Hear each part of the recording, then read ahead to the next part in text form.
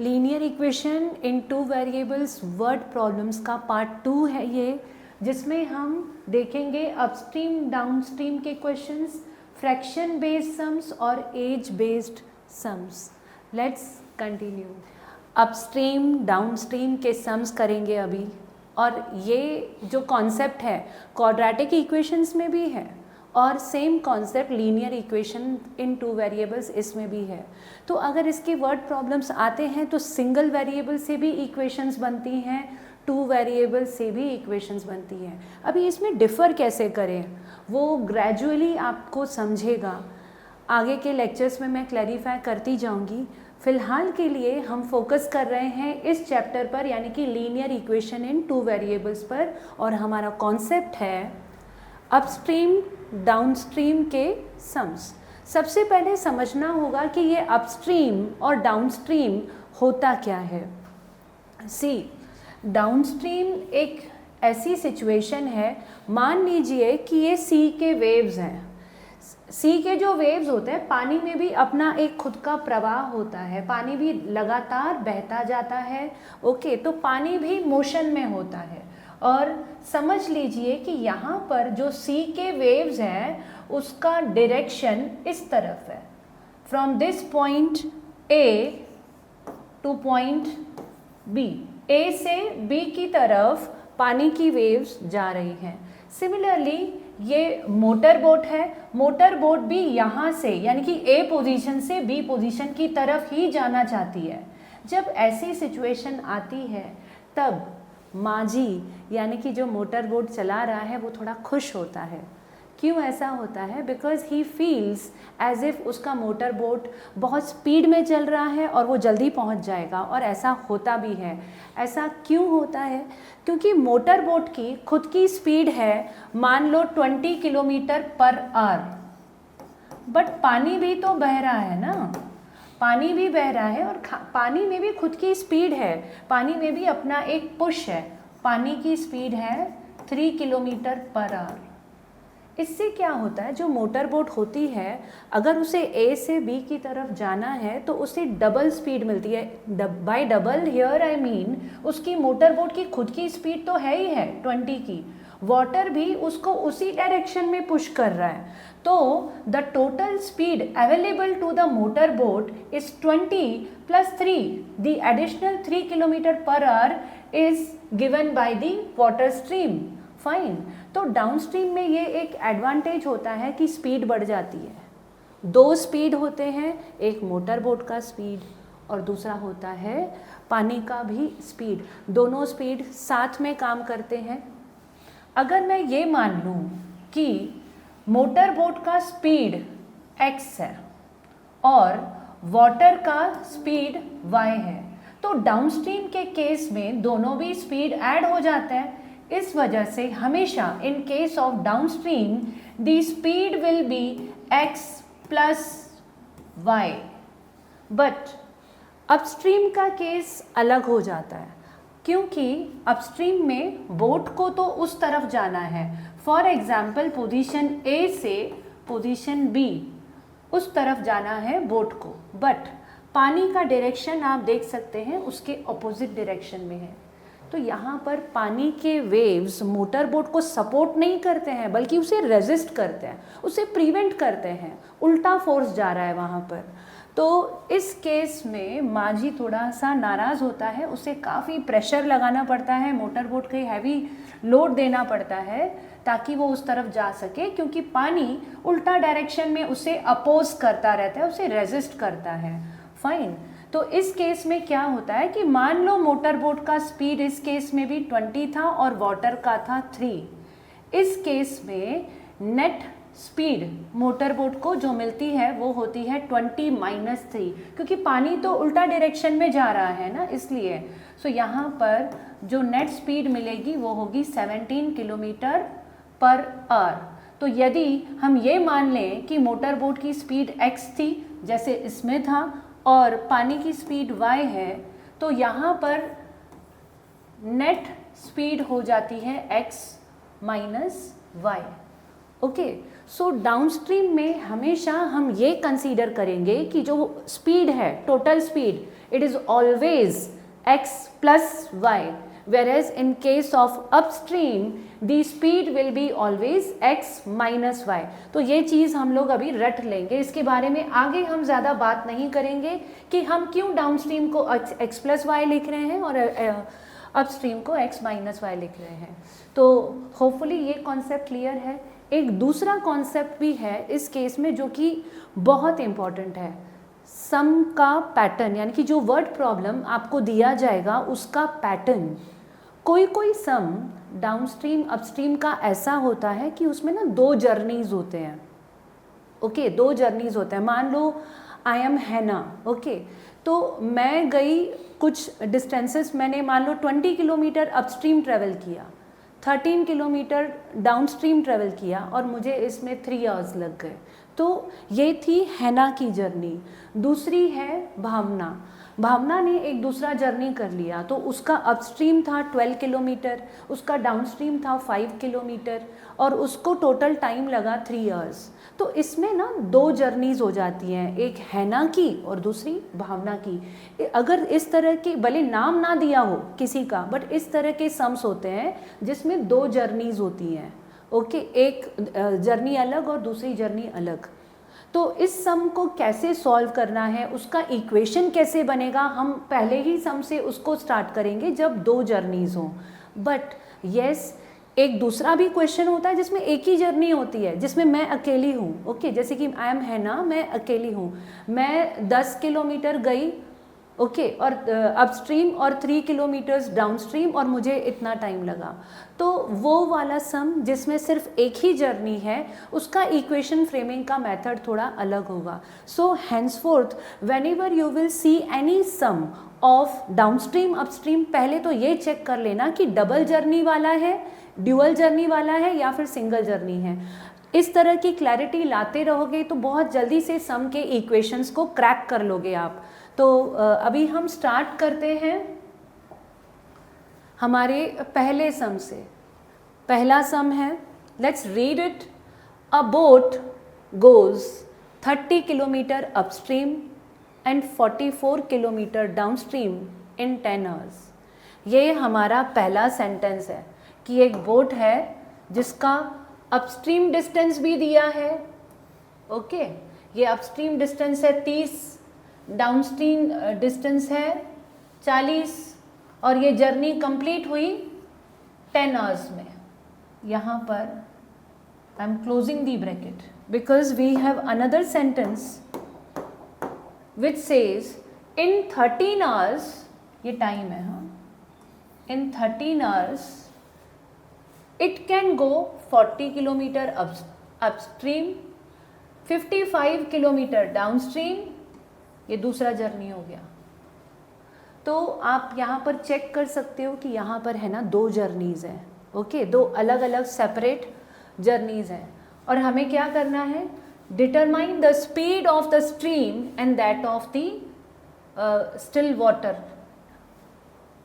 Sorry, determine the speed of the stream, यानी हमें water का स्पीड फाइंड करना है और दूसरा बोट का भी स्पीड फाइंड करना है। अगर इस तरह के क्वेश्चंस आते हैं जिसमें 2 जर्नीज़ हैं, मैं आपको ये सजेस्ट करूँगी कि ये जो टेबल यहाँ पर बना हुआ है, इस टेबल का जो फॉर्मेट है, जो लेआउट है, ओके, उसको आप लर्न कर लो, क्योंकि ये टेबल बनाते ही आपकी इक्वेशन बन जाने वाली है। तो मेन है ये टेबल। अगर ड्यूअल जर्नी का सम है, ये टेबल रट्टा कर लेना है।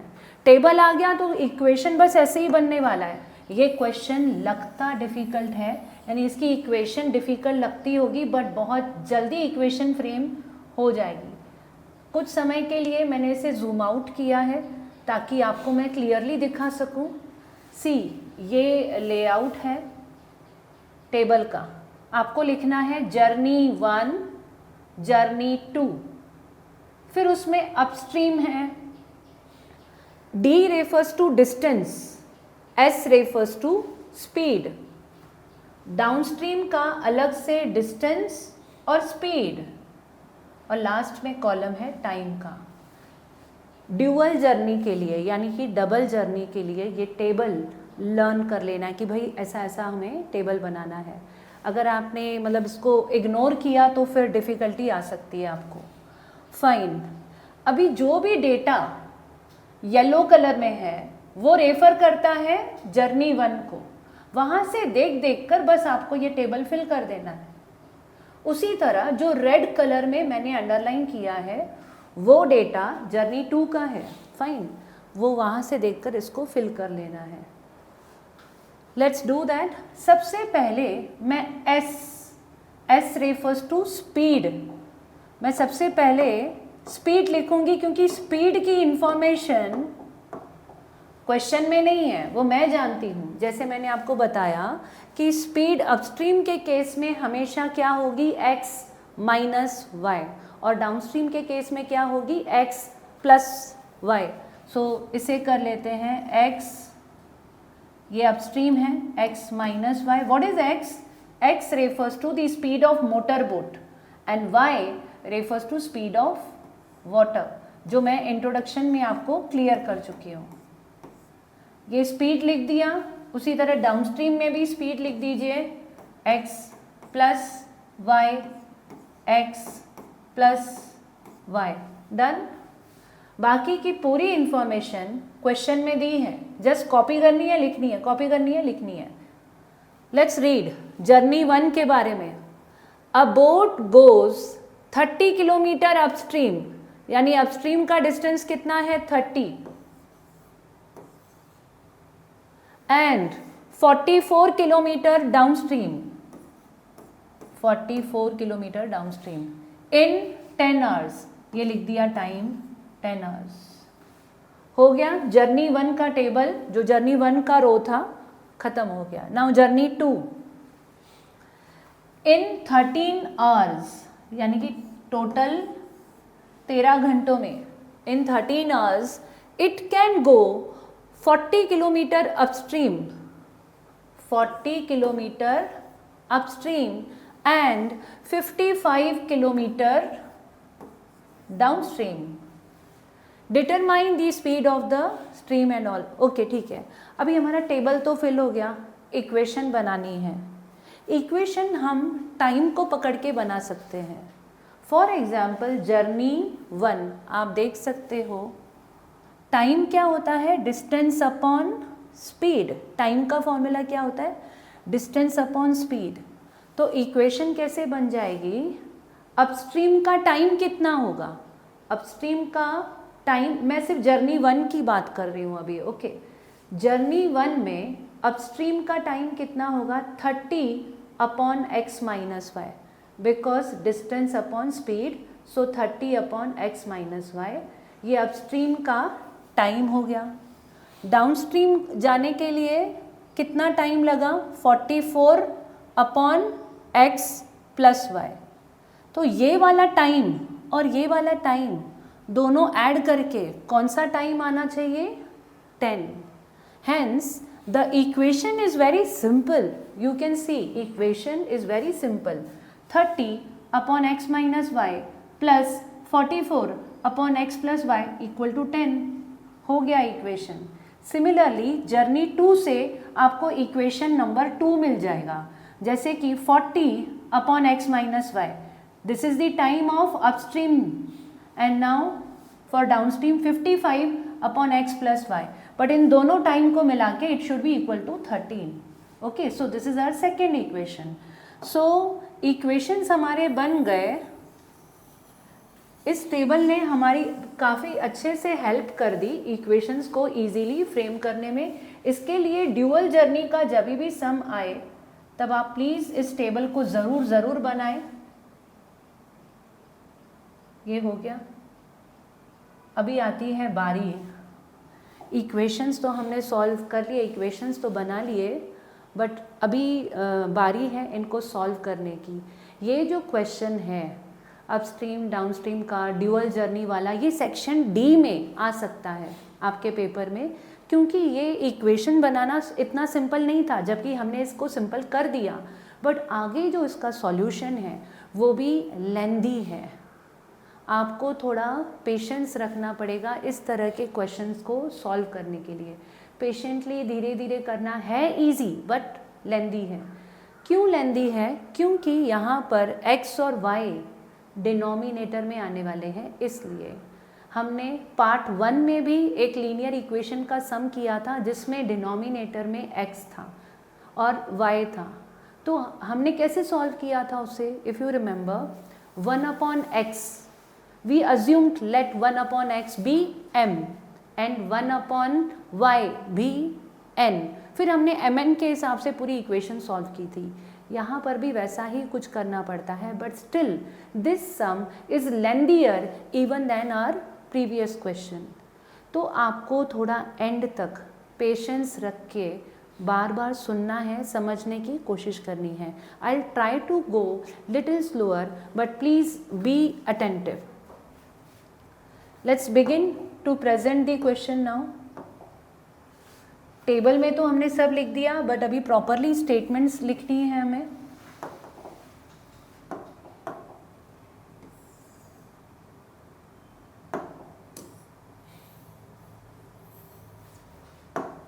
We will write let the speed of motor boat be x kilometer per hour and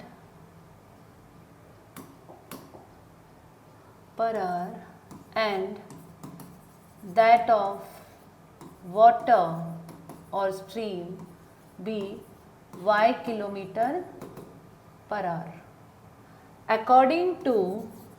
उसके बाद में डायरेक्टली आपको इक्वेशन लिख देना है। According to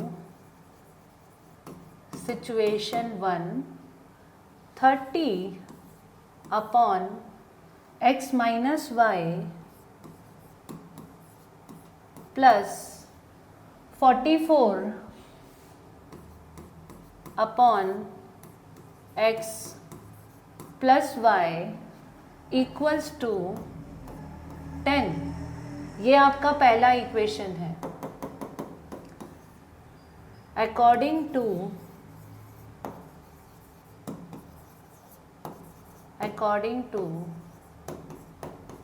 situation 2 40/x minus y plus 55/x plus y equals 13 and this is our equation number 2। तो अभी हमने क्या किया, इक्वेशंस लिख दिए और इक्वेशंस के नंबर क्या हैं 1 and 2। धीरे धीरे इक्वेशंस के नंबर्स बढ़ते जाएंगे, कंफ्यूज मत होना, बने रहो, ध्यान दो। अब हम क्या करेंगे, वी विल अज्यूम, एक बार रिकॉल करवा देती हूँ मैं। सी इट इज 30/, ये रफ वर्क है जो मैं अभी दिखा रही हूँ आपको, ये रफ वर्क है। मान लो ये वाला हमारे इक्वेशन 1 में जो पहला टर्म है वो ये है।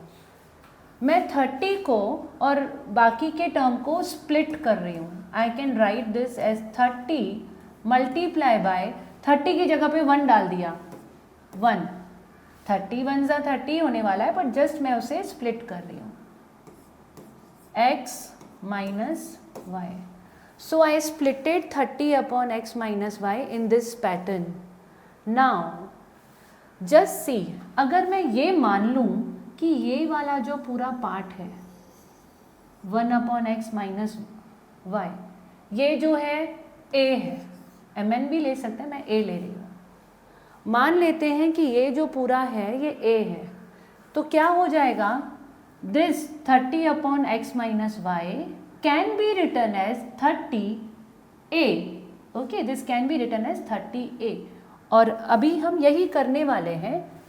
और यहाँ पर भी जहाँ हमारे पास 44/x plus y है, तो हम अज्यूम करेंगे late 1/x plus y be b।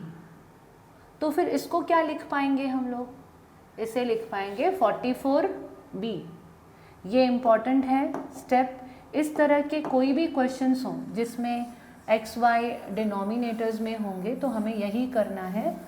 ये बिना वर्ड प्रॉब्लम के एक यूजुअल वे में भी इस तरह का डायरेक्ट क्वेश्चन वो लोग डाल सकते हैं। For the time being I am just deleting this. Okay, now let 1 upon x minus y be a and 1 upon x plus y be b.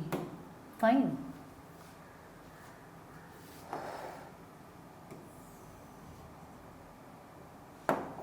इससे क्या होगा, आपकी यही वाली इक्वेशन जो 1 नंबर थी वो अभी इक्वेशन 3 बनने वाली है, क्योंकि एक्स वाई के टर्म्स से हटकर वो अभी ए बी के टर्म्स में आने वाली है।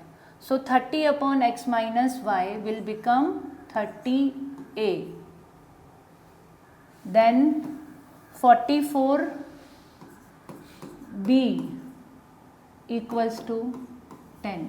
सो यही इक्वेशन जो 1 थी बन गई equation number 3।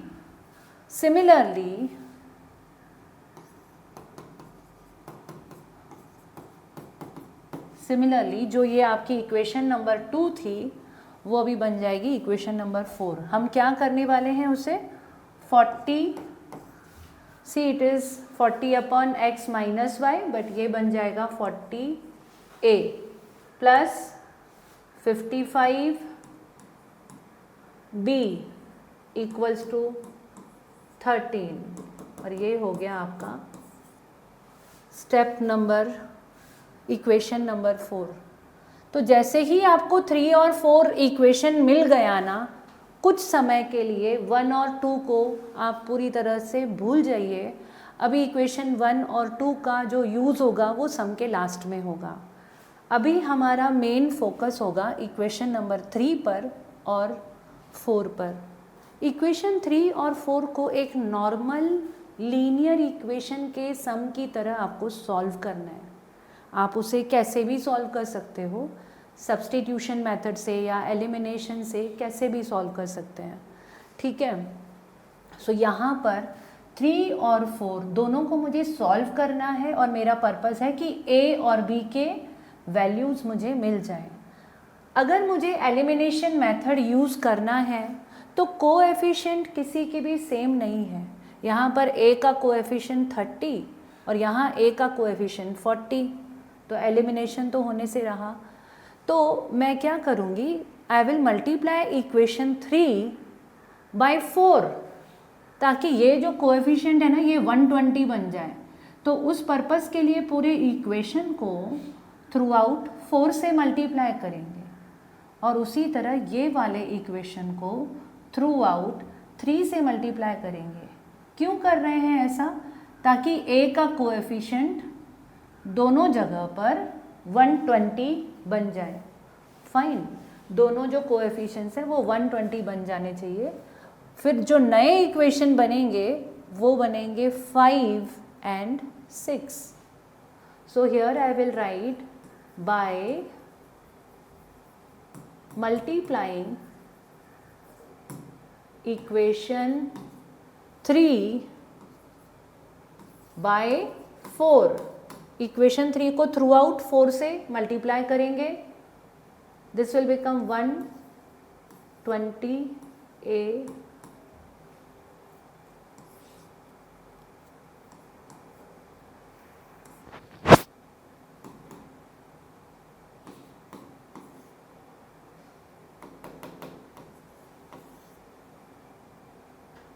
by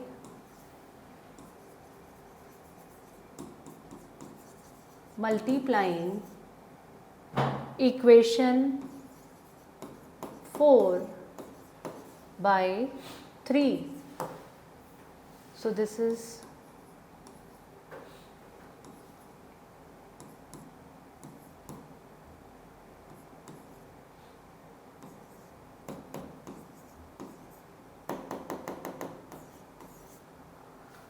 so here what we can see, हमने पहले इक्वेशन 1 और 2 लिखा। x और y को हमको थोड़ी देर के लिए अवॉइड करना पड़ा, क्यों? क्योंकि x और y डिनोमिनेटर में थे, इसलिए उसको अवॉइड करने के चक्कर में a और b के टर्म्स में हमें इक्वेशन 3 और 4 मिला। अभी इक्वेशन 3 और 4 को सॉल्व करने के लिए कोएफिशिएंट्स सेम नहीं थे, इसलिए हमने इसे 4 से और इसे 3 से मल्टीप्लाई करके न्यू इक्वेशंस को लेकर आए हम इक्वेशन 5 और इक्वेशन 6 को। अभी इनके कोएफिशिएंट्स आप देख सकते हो, दोनों सेम हैं, 120a और 120a दोनों सेम है। एलिमिनेशन करेंगे और हमें b का वैल्यू मिल जाएगा। So let's do it on another screen. Okay, so coefficients are same now, so we can use elimination now by subtracting equation 5 from 6. ये दोनों इक्वेशंस मैंने लिख दिए हैं, अभी सब्ट्रैक्ट करेंगे, इसलिए यहाँ के साइन जो है वो चेंज हो रहे हैं। 120a कैंसिल आउट हो जाएगा। Now subtract 165 from 176, it is 11, negative 11b is equal to negative 1. So b का वैल्यू क्या हो जाएगा? -1 अपॉन -11, पॉजिटिव हो जाएंगे दोनों। सो b का वैल्यू मिल गया हमें 1 upon 11। We will substitute b to any one of the equations in order to get a by substituting b in equation 1, sorry it's not 1, 5 from 6, equation 6.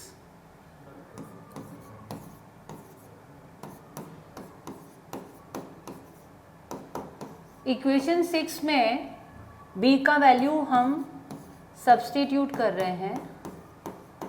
b is 1 upon 11, 165 को cancel करेगा, it's 15 will shift to RHS, 39 minus 15,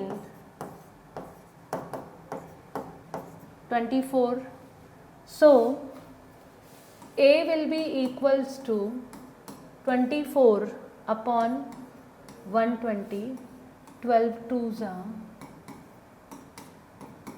So we find that the value of A is 1 upon 5. तो हमें A और B दोनों मिल गए। A का value है 1 upon 5, जबकि B का हमें वैल्यू मिला था 1 अपॉन 11। A और B के वैल्यूज मिल गए तो आपको ये नहीं सोचना है कि सम खत्म हो गया, बिल्कुल नहीं, क्योंकि A और B दोनों भी हमारे अजम्पशंस थे। हमारे क्वेश्चन में एक्चुअली जो वेरिएबल थे वो कौन थे? x और y थे। तो आपको अभी तक x और y नहीं मिले हैं, आपको वैल्यूज़ मिली हैं A और B की। सो A और B मिलने के बाद में हमें हमारे अजम्पशंस जो थे उसके साथ उनको यूज़ करके अभी x और y को फाइंड करना बाकी है। यहाँ पर समझिए एक मेजर स्टेप ख़त्म हुआ, बट अभी हमें रिकॉल करना है that value of x minus y was equal to what? It was equal to a। अभी आपके पास a का वैल्यू है तो आप a की जगह पर क्या लिखेंगे? 1 अपॉन 5 लिखेंगे। इसे क्रॉस मल्टीप्लाई करते हैं, देखिए एक नया इक्वेशन बन गया, x minus y is equal to 5। ये है आपका इक्वेशन नंबर 7। इसी तरह 8 भी बनेगा जब आप b को सब्सटीट्यूट करोगे। ये है इक्वेशन 7 जो बहुत ही सिंपल सा इक्वेशन है, x minus y equals to 5, बहुत छोटा सा सिंपल सा इक्वेशन है। अभी b को सब्सटीट्यूट करते हैं। b क्या था? It was 1 upon x plus y, तो b की वैल्यू क्या है? 1 अपॉन 11। इसे क्रॉस मल्टीप्लाई करेंगे, so we will get equation number 8 as x plus y equals to 11. This is our equation number 8. अभी हमारे पास दोनों हैं, इक्वेशन 7 और 8. We will add them up, तो x और y भी मिल जाएंगे. बाय एडिंग इक्वेशन 7 एंड 8, दोनों को ऐड करते हैं. x minus y equals to 5, x plus y equals to 11.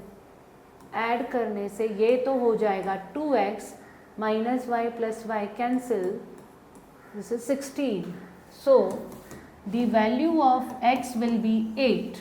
Now when you substitute this x in any one of these two equations, you will be able to find y as well. Now by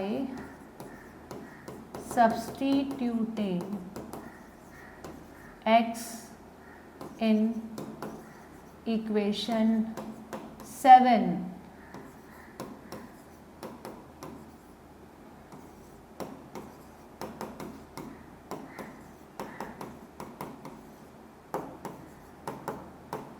minus y equals to minus 3, therefore y equals to 3. So we got our solution set as 8, 3. 8 क्या था? 8 was the speed of motor boat and 3 was the speed of water. We can write the final statement here.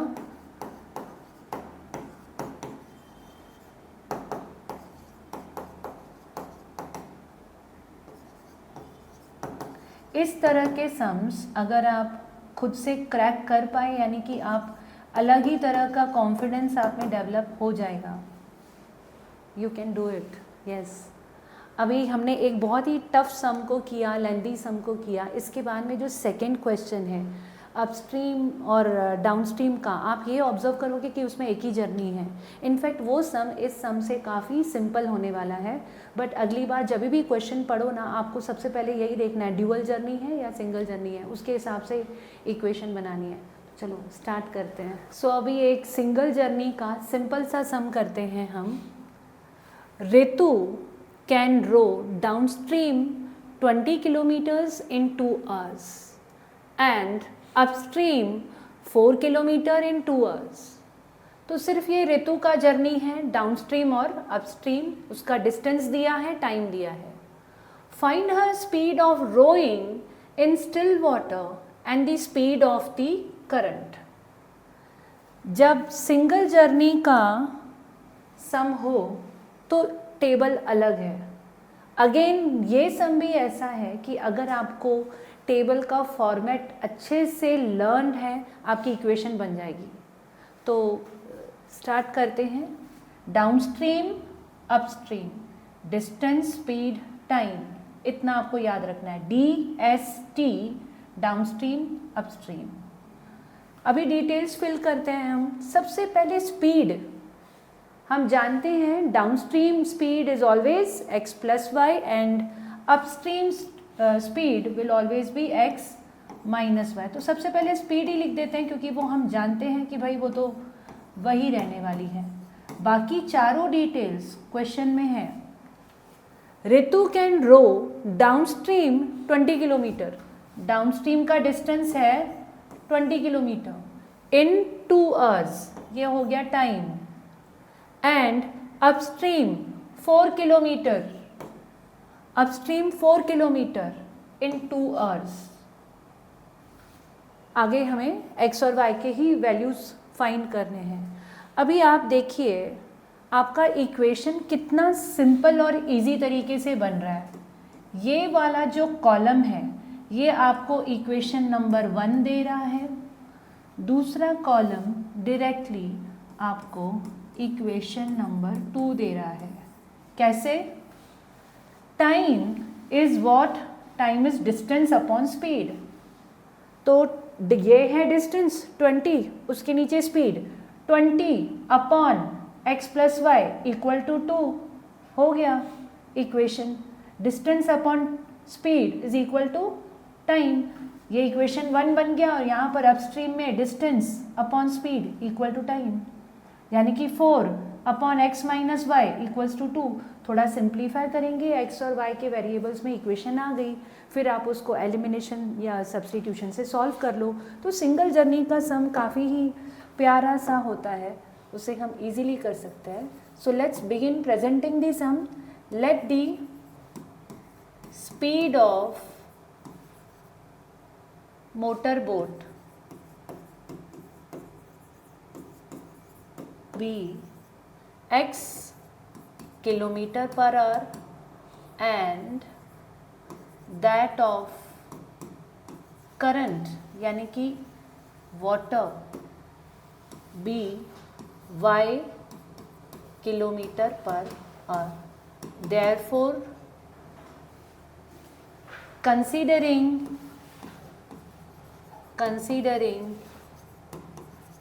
downstream journey,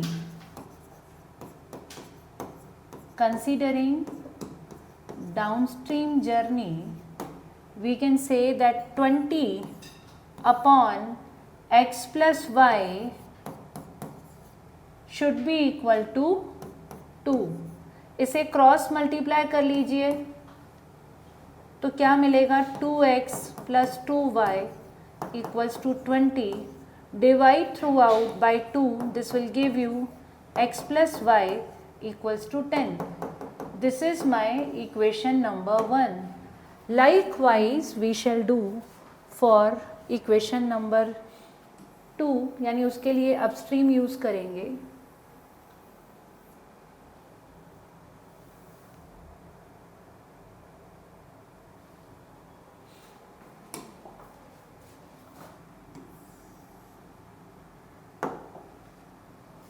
Considering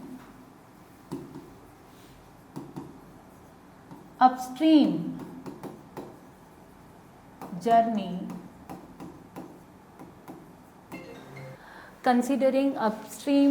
journey, equation is distance upon speed equals to time. So 4 upon x minus y equals to 2, cross multiply करेंगे, 2x minus 2y equals to 4, divide throughout by 2, equation number 2। So अभी दोनों ही equations हमारे ready हैं, upstream और downstream की। I am adding both the equations by adding equation 1 and 2। x plus y equals to 10, x minus y equals to 2, cancel, 2x equals to 12, hence x is equal to 6. By substituting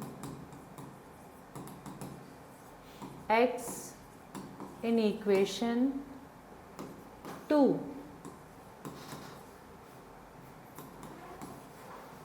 6 minus y is equal to 2, therefore y is 4.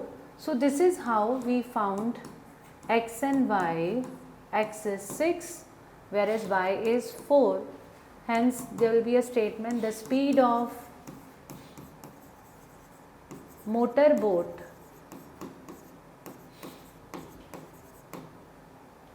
is 6 kilometer per hour and that of current is 4 kilometer per hour। अब आते हैं हमारी second category of word problems पर, और वो है fraction based sums. Fraction based जो equations बनते हैं वो बहुत जल्दी से बन जाते हैं, वो सिंपल होते हैं, so you won't be facing much problem, but still इसमें भी एक थोड़े से ब्रीफ इंट्रोडक्शन की ज़रूरत है। फ्रैक्शन के वर्ड प्रॉब्लम्स बनते कैसे हैं? वो कहते हैं कि एक फ्रैक्शन है, ओरिजिनल फ्रैक्शन एक है, उसमें चेंज 1 करते हैं। फॉर एग्जाम्पल एक फ्रैक्शन है 5/7, then they will give you something कि अगर न्यूमरेटर से 1 माइनस किया, डिनोमिनेटर में 3 प्लस किया तो नया नया फ्रैक्शन ये आ जाता है। तो इस तरह का वो एक चेंज बताते हैं फ्रैक्शन में, और इसी तरह का एक दूसरा चेंज भी बताते हैं, तो that I call as change 1 and change 2। तो फ्रैक्शन के सम्स कैसे बनते हैं कि ओरिजिनल फ्रैक्शन है, हम हमेशा अज्यूम करेंगे let the original fraction be x/y। फिर उसमें ना वो कुछ चेंजेस बताते हैं कि उस फ्रैक्शन में न्यूमरेटर से अगर 1 सब्ट्रैक्ट किया तो फ्रैक्शन बन जाता है 1/2। ऐसा क्वेश्चन में दिया रहेगा, if 1 is subtracted from the numerator the fraction becomes 1/2। तो ये आपको इक्वेशन 1 दे देता है, इसको क्रॉस मल्टीप्लाई करोगे यू विल गेट इक्वेशन 1। इसी तरह का एक चेंज और वो दे देते हैं। For example they will give you कि if 3 is subtracted from the denominator the fraction becomes 5/2। for example ऐसे if 3 is subtracted from the denominator तो ये बन गया 5/2। सो ये वाला जो चेंज है ये आपको दूसरा इक्वेशन दे देता है। ऑफन ये होता है, आप ये दो इक्वेशंस को सॉल्व करने मत जाना, I just gave these for an example. So they gave you change 1, they give you change 2. From these two changes, you get your equation 1 and equation 2. याद रखना कि हमेशा ओरिजिनल फ्रैक्शन जो है वो x/y ही होता है, यानी कि लास्ट में जब सम खत्म होता है तब आपको x और y के जब वैल्यूज़ फाइंड कर लोगे तो फ्रैक्शन बताना होता है कि फ्रैक्शन क्या था, तो x/y के फॉर्मेट में आपको फाइनल स्टेटमेंट लिखनी पड़ती है, yes the original fraction is this. Fine. अभी मैंने आपको ऐसा बताया कि चेंज 1 दिया रहता है, चेंज 2 दिया रहता है ओरिजिनल फ्रैक्शन में, और इन दोनों से दो इक्वेशन बनती हैं। कभी कभी कुछ अलग भी होता है कि एक ही चेंज वो लोग देते हैं, दो चेंजेस नहीं होती हैं बल्कि एक ही चेंज होती है। तो उस केस में क्या होता है ना, ओरिजिनल फ्रैक्शन से ही आपको इक्वेशन 1 मिल जाएगा। अगर उन्होंने एक ही चेंज दिया है तो आपका जो इक्वेशन नंबर 1 है वो ओरिजिनल फ्रैक्शन से ही मिल जाएगा, इक्वेशन 2 के लिए वो कोई चेंज दे देता है, ऐसा है। नाउ इससे कैसे इक्वेशन मिलता है, for example they will tell you कि numerator is 2 greater than the denominator, तो उससे एक इक्वेशन बन जाता है, ऐसा होता है। So let's start with our question number 3। The sum of the numerator and denominator of a fraction is 3 less than twice the denominator. If the numerator and denominator are decreased by 1, the numerator becomes half the denominator. Determine the fraction. See, इस case में कैसा है, there is a fraction, original fraction. Let's assume the original fraction is x/y. इसमें एक ही change दिया हुआ है, अगर आप क्वेश्चन को ध्यान से पढ़ेंगे तो आपको समझेगा कि सिर्फ एक चेंज दिया हुआ है। तो ओरिजिनल फ्रैक्शन के बारे में कुछ लिखा गया है जिससे आपको इक्वेशन 1 मिल जाएगा और इक्वेशन 2 कुछ चेंजेस से हमें मिल जाएगा।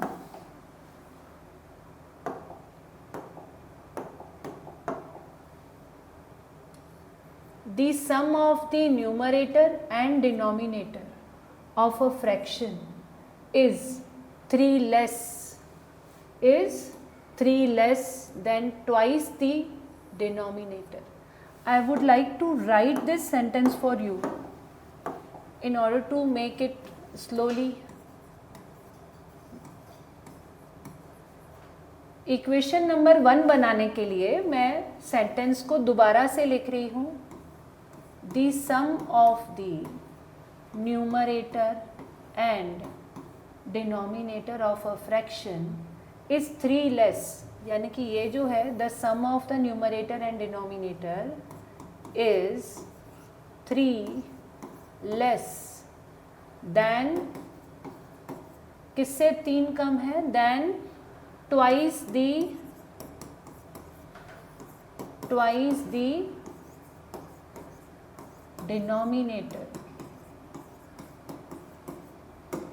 ये पहला सेंटेंस है जिसको मैंने येलो मार्किंग किया है। पहला सेंटेंस मुझे पहला इक्वेशन देगा, बट इस सेंटेंस को टुकड़ा टुकड़ा करके लिखा है मैंने, ताकि आप उसको ध्यान से रीड करें और समझ पाए इक्वेशन को। ओरिजिनल फ्रैक्शन क्या है, x अपॉन वाई। हम हमेशा अज्यूम करते हैं ओरिजिनल फ्रैक्शन जो है वो x अपॉन वाई है।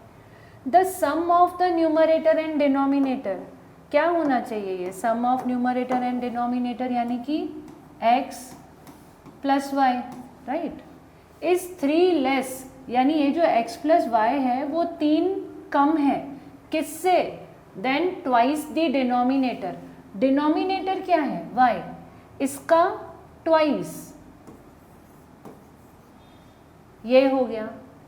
वापस से पढ़िए क्या लिखा है, the sum of the numerator and denominator यानी x plus y is 3 less, यानी ये 3 कम है, then twice the denominator. Equation कैसे बनता है,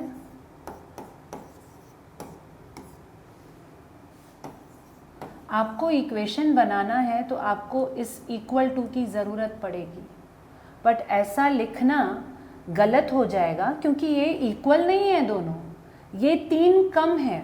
ओके, ऐसा दिया हुआ है कि ये 3 कम है।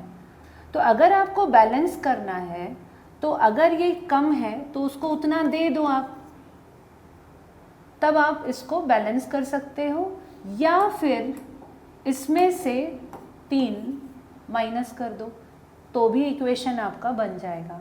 आई होप यू अंडरस्टूड दिस। तो हम अभी इक्वेशन कैसे फ्रेम करने वाले हैं, we will frame the equation as x plus y plus 3 equals to 2y। 2y को आप लेफ्ट में ले आइए, 3 को राइट में भेज सकते हैं, -3, x minus y equals to -3। ये हो गया आपका इक्वेशन नंबर 1। तो आई होप आपको समझ में आया कि ये इक्वेशन कैसे बना, x minus y equals to -3। इसी तरह हम अपने सेकेंड सेंटेंस को भी समझने की कोशिश करेंगे और उस हिसाब से इक्वेशन फ्रेम करेंगे।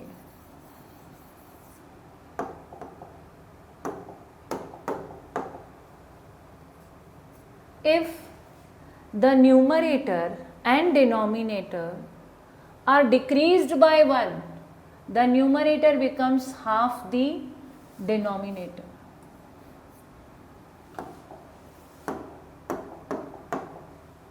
If the numerator and denominator are decreased by 1, यानी कि दोनों से क्या कर दो, -1 कर दो, the numerator becomes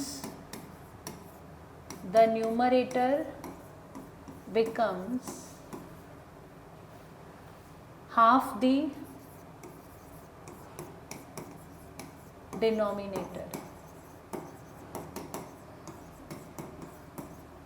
Let's try making the equation. If the numerator and denominator, हमारा न्यूमरेटर और डिनोमिनेटर क्या था, x upon y original fraction, इसमें चेंजेस क्या करनी है, दोनों को -1 ऐसा कर देने से numerator becomes half the denominator, यानी कि जो न्यूमरेटर है वो डिनोमिनेटर से आधा हो जाएगा। तो आई can right 2 here and 1 here, so that numerator becomes half of the denominator. अभी इसे आप क्रॉस मल्टीप्लाई कर लेंगे तो आपको इक्वेशन मिल जाता है 2x minus 2 equals to y minus 1, -2 वहाँ शिफ्ट हुआ, -1 + 2 positive 1. So 2x minus y equal to positive 1. So this is how I get my equation number 2. I hope you are finding it easier, not so difficult. So let's begin solving with a proper presentation.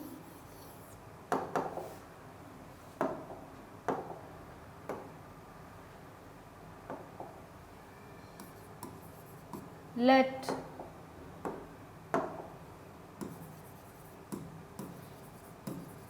the numerator be x and the denominator be y. Hence, the fraction is equal to x upon y. Fine. According to condition 1,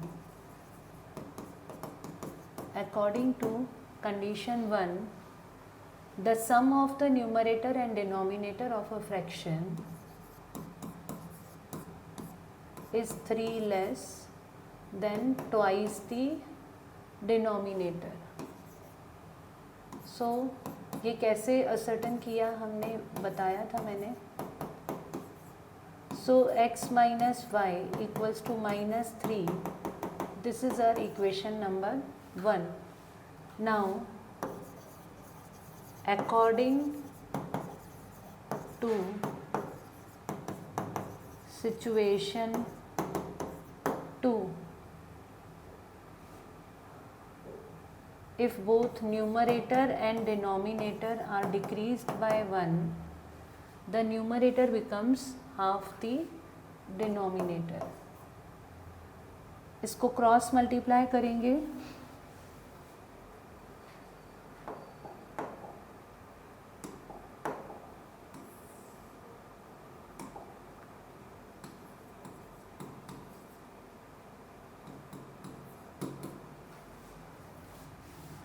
to x minus y equals to, this is equation number 2. Now we will subtract equation 1 from 2, क्योंकि minus Y cancel out हो सकता है bye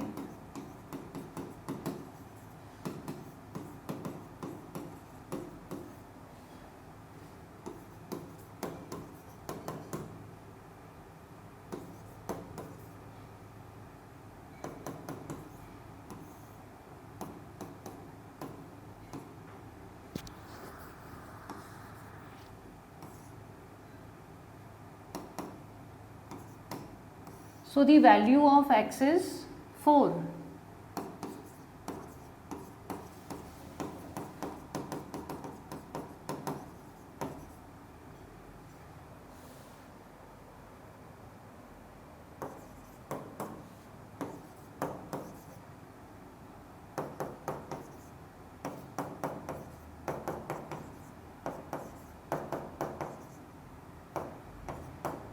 So minus y will be equal to minus 7, hence y is 7.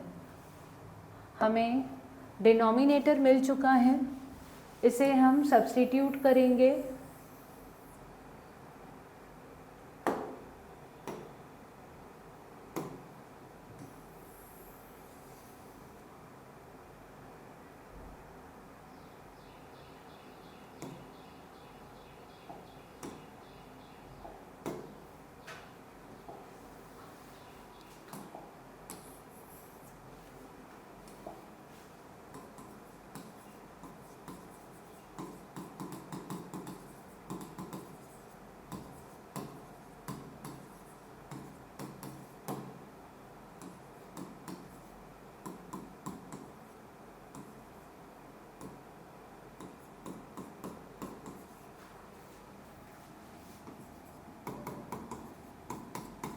So the value of x is 4, hence the fraction is 4 upon 7 numerator is 4 and denominator is 7.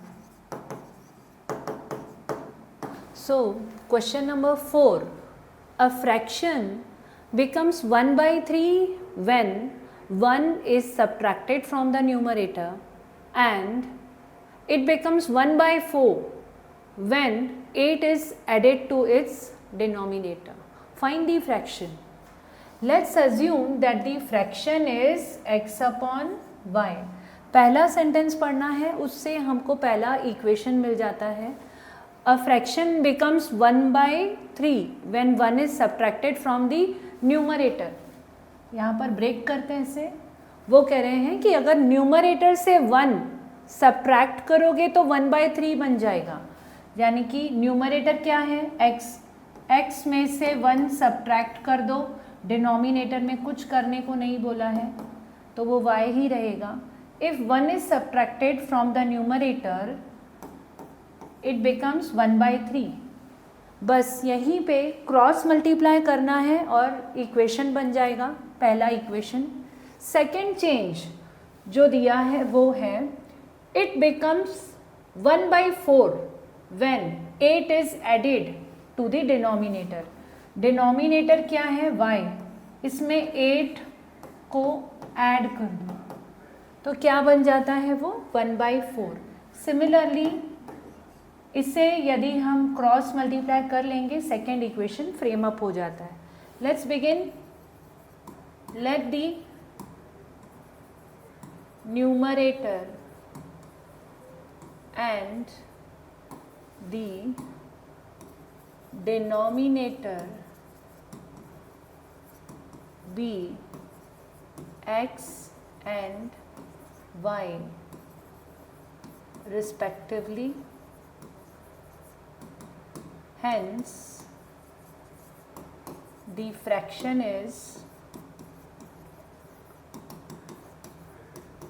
x upon y. According to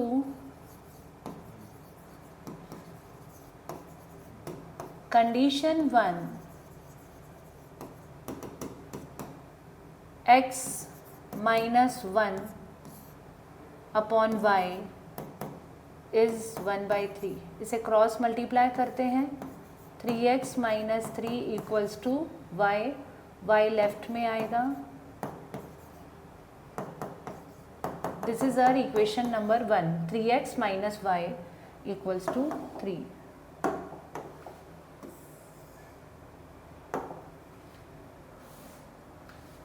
According to condition 2,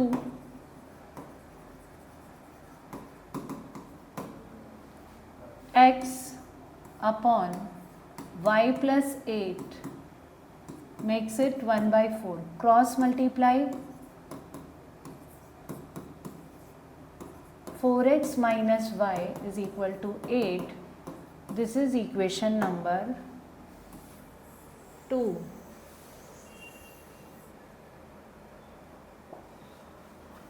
Now we have both the equations. We can subtract both the equations so that y gets eliminated.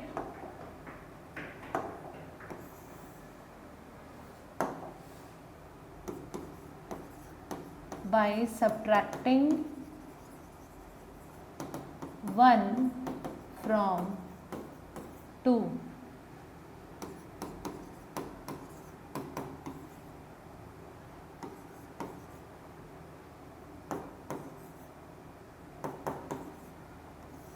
Sign change. X equals to 5. By substituting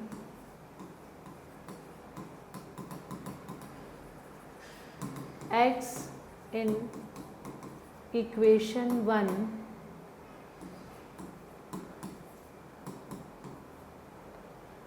three into 5. This will be 15 minus y equals to 3. So y is -12, hence y is +12. So the fraction will be, we got the value of x as 5 and y as 12. So fraction क्या हो जाएगा 5/12. So this was an easy question. Proceed करते हैं question number 5 के पास. A fraction becomes 9/11 if 2 is added to both the numerator and the denominator. Let the original fraction be x upon y.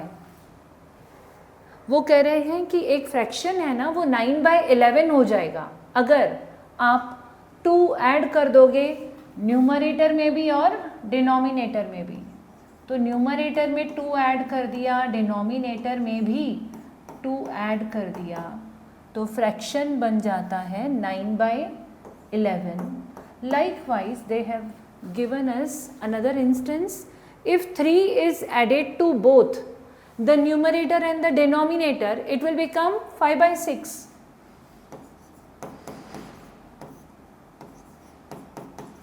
ये हो गया दूसरा इक्वेशन.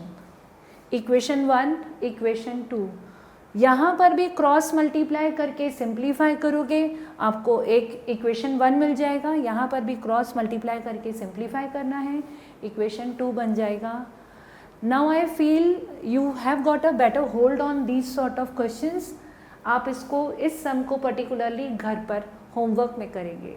हम proceed करते हैं अगले सम्स की अगले कैटेगरी में, जिसमें हम सीखेंगे एज वाले sums, present age, past age and future age. Let's begin. Age based question, question number 6. The present age of a father is 3 years more than 3 times the age of the son. 3 years hence, father's age will be 10 years more than twice the age of the son. Determine their present ages. See, यहाँ पर सम में 2 characters हैं, father and sun. Edges के सम में भी ये layout, ये table आपको हमेशा बनाना है, चाहे वो कुछ इनकम्प्लीट रह जाए. जैसे कि इस सम में पास्ट के बारे में कोई भी हिंट नहीं है, तो past will remain blank. But ये 4 के लिए भी हमको टेबल फ्रेम करना है. नाउ यहाँ पर है father, son, past, present and future. Sentence number 1. The present age of father is 3 years more than 3 times the age of the son. Let's first assume that the present age of father is x and that of the son is y. ये इन दोनों की present as है. Sentence में दिया गया है कि जो फादर की प्रेजेंट एज है, यानी कि x इज 3 years मोर, यानी कि ये 3 साल ज़्यादा है than 3 times the age of the son. Age of the son क्या है? y, इसका 3 times. वो कह रहे हैं the present age of father यानी कि x इज 3 years मोर, यानी ये जो है ये 3 ज़्यादा है देन दिस, ये छोटा है. x is 3 more then 3y, ये ज़्यादा है. तो अगर आपको दोनों को बैलेंस करना है तो आप क्या करेंगे, इसमें से 3 माइनस कर दीजिए, तो ये ग्रेटर होने के बजाय क्या हो जाएगा, उसके इक्वल हो जाएगा, क्योंकि वो उससे 3 ही कम था. So now you can frame the equation. 3y को लेफ्ट में ले आइए और 3 को राइट में भेज दीजिए. ये हो गया आपका इक्वेशन नंबर 1. तो इस सम में ऐसा था कि इक्वेशन नंबर 1 हमारा बन जाता है प्रेजेंट एजेस को कंसीडर करके. प्रेजेंट एजेस के बारे में जो स्टेटमेंट दी हुई है उससे हमारा इक्वेशन 1 फ्रेम हो जाता है. Hope it is clear to you. Second statement. In the second statement we are told 3 years hence, यानी कि 3 साल बाद फ्यूचर में fathers age will B 10 years more than twice the age of the son. तो पहले हमें दोनों father और सन 3 साल बाद की अगर वो बात कर रहे हैं तो 3 साल बाद दोनों की एज को हमें x+3 करना होगा. Father's age will be x+3, son's age after 3 years will be y+3. दोनों 3 साल बड़े हो गए. 3 years hence father's age, I am first writing here x+3 which is father's age, son's age is y+3. Let's read the statement. 3 years hence father's age will be 10 years more. यानी कि father की जो ये वाली as है ये 10 साल ज़्यादा है. Than what? Than twice the age of the son. यानी कि सन की एज को अगर ट्वाइस भी कर दें तो भी फादर की एज 10 ज़्यादा है. यानी कि इसमें अगर 10 ज़्यादा है और आपको बैलेंस करना है, आपको इक्वेशन बनानी है, ये 10 ज़्यादा है तो इसमें से 10 आप क्या कर देंगे? माइनस कर देंगे. तो इक्वेशन आपकी आगे फिर फ्रेम अप हो जाएगी इसी से बैलेंस करते करते. आई होप आपको इक्वेशन समझ में आए. अभी हम सम को प्रेजेंट करेंगे.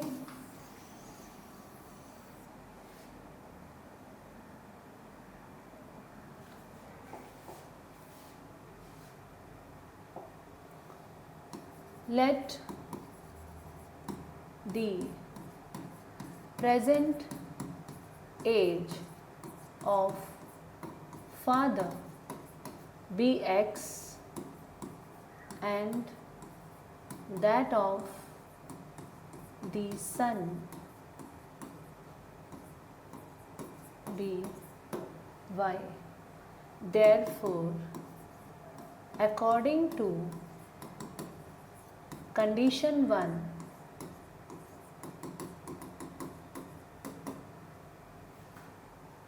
the present age of father is 3 years more than 3 times the age of the son. Okay, I explained you how we found it. So this is our equation number 1. Now, according to condition 2,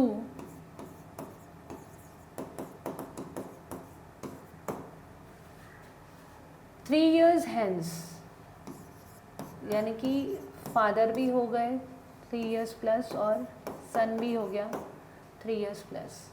3 years hence father's age will be 10 more than twice the son's age. इसे simplify करेंगे.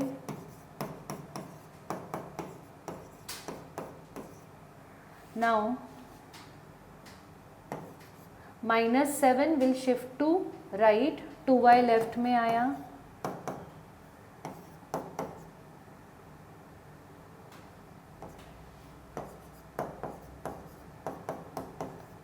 This is equation number 2.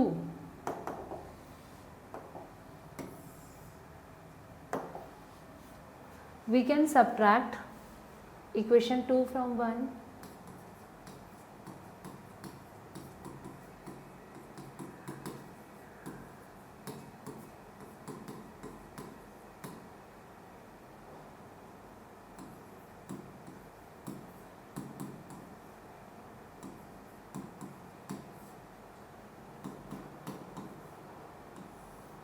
Minus plus minus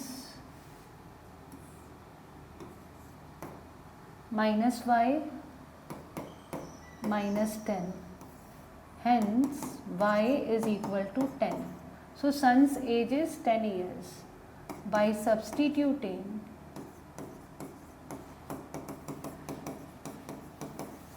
y in equation 1,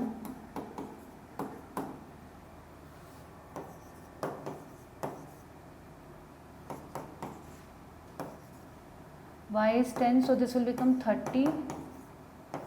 So father's age is 33. Hence the present age of father is 33 years and that of the son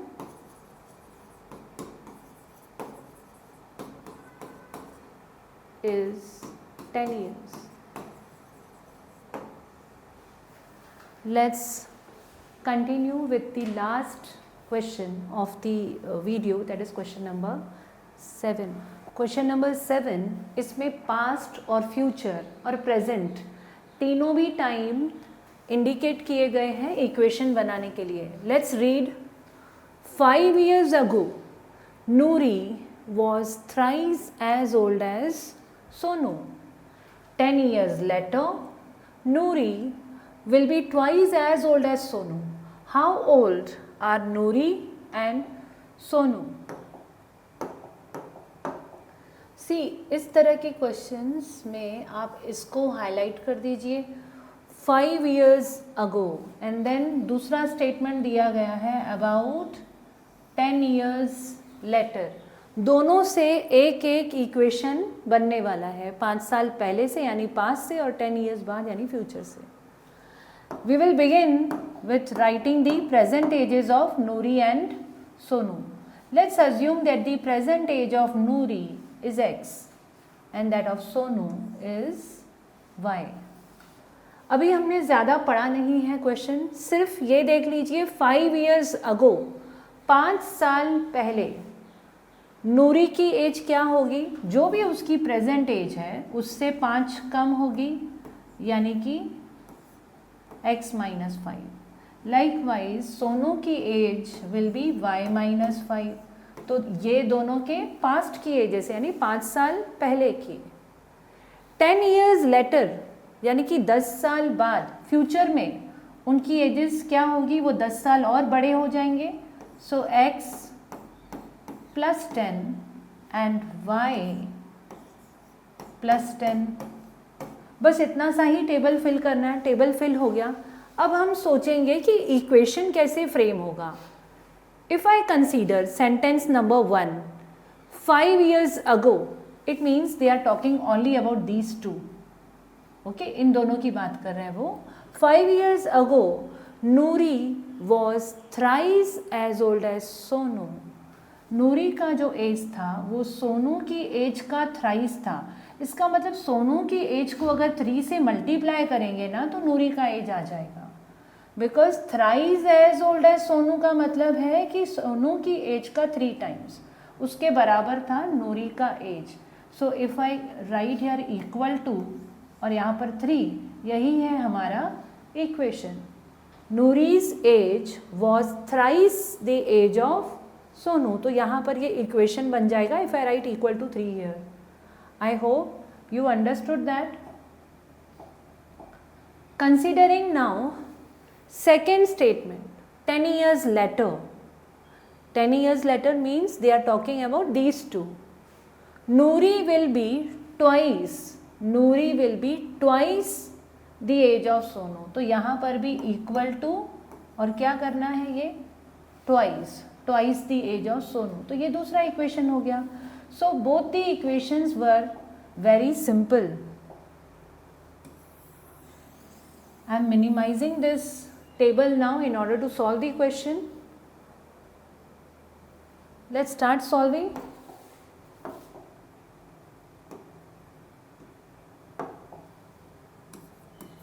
Let the present age of Noori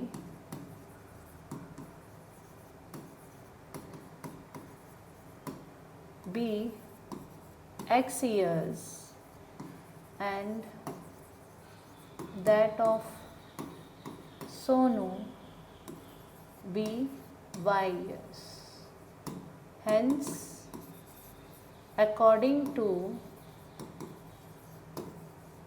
condition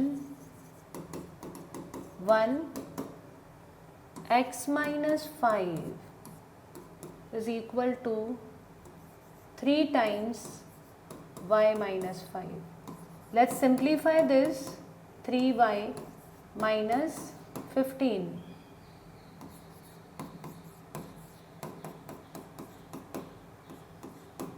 x minus 3y equals to minus 10. This is equation number 1.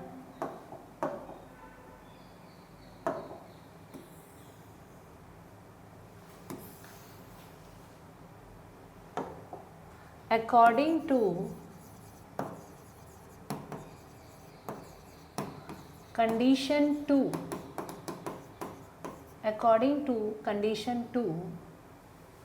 y minus 5 is equal to,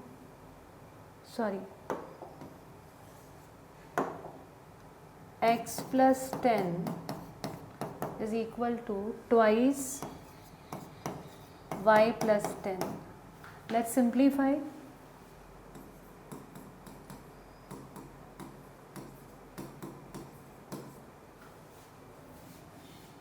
X minus 2y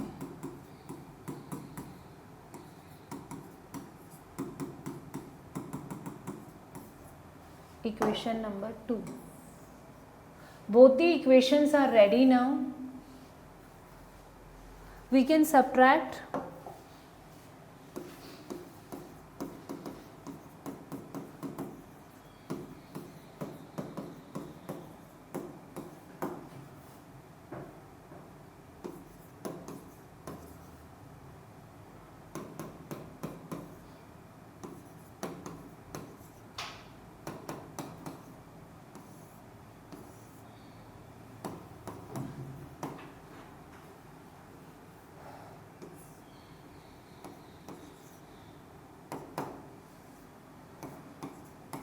So y is 20. We'll substitute y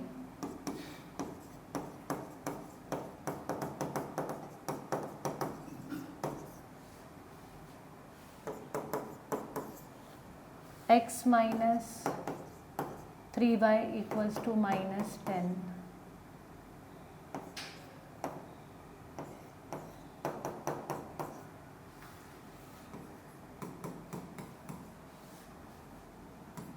Plus 60, x is 50.